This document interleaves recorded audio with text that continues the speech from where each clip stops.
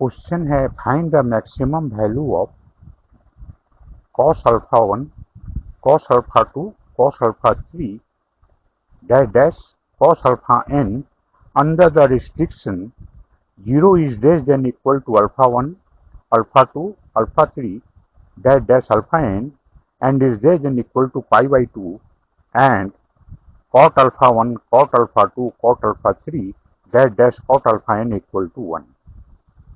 एक trigonometrical identity का question है। सॉल्यूशन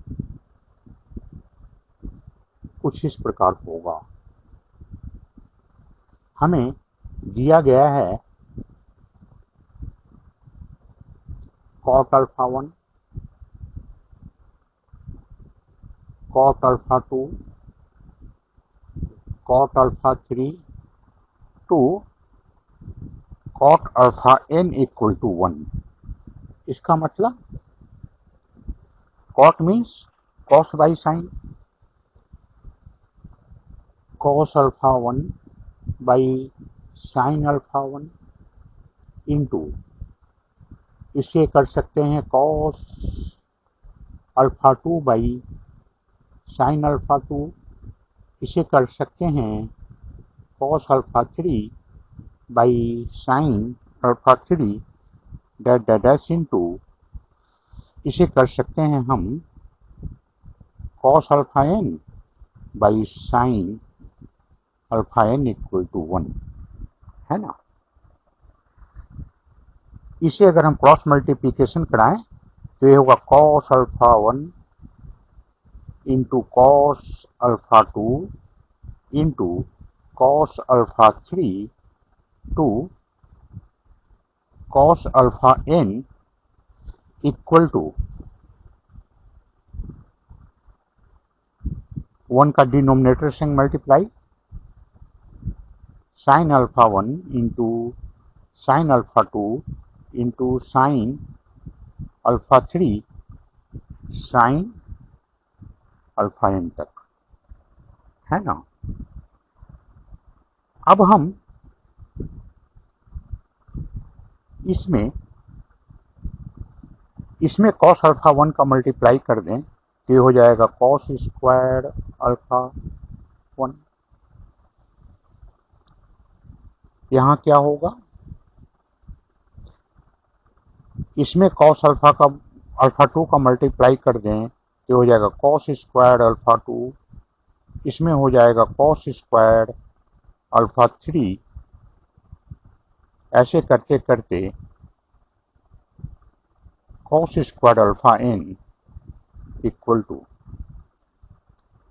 क्योंकि यहाँ cos अल्फा 1 का मल्टीप्लाई किया गया है, cos अल्फा था, cos अल्फा 1 था, cos अल्फा 1 का मल्टीप्लाई cos स्क्वायर लिया गया है, तो यहाँ भी cos लेना पड़ेगा। ये हो जाएगा sin alpha 1 into cos alpha 1, है ना। इसी प्रकार cos अल्फा 2 का यहाँ पे इसमें मल्टीप्लाई किया गया cos स्क्वायर अल्फा 2, तो यहाँ भी साइन के संग cos अल्फा 2 आ जाएगा into sine alpha 2 into cos alpha 2। फिर इसी प्रकार cos अल्फा 3 का मल्टीप्लाई इसमें किया गया तो cos स्क्वायर अल्फा 3 हो गया, साइन के संग मल्टीप्लाई करना पड़ेगा, ये हो जाएगा sine alpha 3 into cos alpha 3। ऐसे करते करते इसके साथ cos अल्फा n का मल्टीप्लाई किया गया है तो यहाँ पर हो जाएगा sine alpha n into cos alpha n, है ना। ये बीच में सब मल्टीप्लाई है। इसमें 2 का मल्टीप्लाई कर दें, नीचे भी 2 का डिवाइड कर दें, फिर इसमें 2 का मल्टीप्लाई कर दें इंटू इसमें भी 2 का डिवाइड कर दें, इसमें 2 का मल्टीप्लाई कर दें, 2 का डिवाइड कर दें, 2 का मल्टीप्लाई कर दें, 2 का डिवाइड कर दें, तब ये टर्म कितना हो गया, sine 2 sine theta cos theta माने साइन 2 अल्फा 1 बाई 2, ये हो गया साइन 2 अल्फा 2 बाई 2, है ना। ये हो गया साइन 3 अल्फा 2/2, ऐसे करते करते इंटू ये हो गया साइन 2 अल्फा n/2। तो यहां पर देखिए 2 2 2 2 करके कितना बार है, 1 2 3, ऐसे करते करते n तक गया है, तो नीचे हो जाएगा 1/2 to the power n।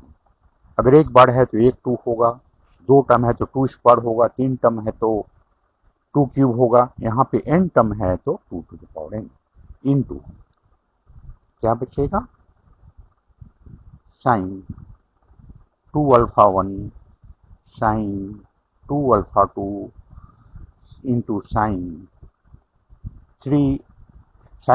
2 alpha 3, ऐसे करते करते साइन 2 अल्फा n तक बचेगा। अब यहाँ पर देखने वाली बात यह है कि अल्फा 1 जो है वो अल्फा जो है वो 0 और पाई के बीच है, तो 2 अल्फा 1 0 और पाई/2, मतलब ये जो साइन है हमेशा, ये टर्म हमेशा 1, इसकी वैल्यू या तो 1 होगी या 1 से कम होगी। तो ये जो टर्म है, ये टर्म जो है, ये टर्म या तो 1 या 1 से कम है ना। ये पूरा टर्म जो है, ये पूरा टर्म या तो 1 होगा या 1 से कम होगा। तब यहाँ पर इसे हम कर सकते हैं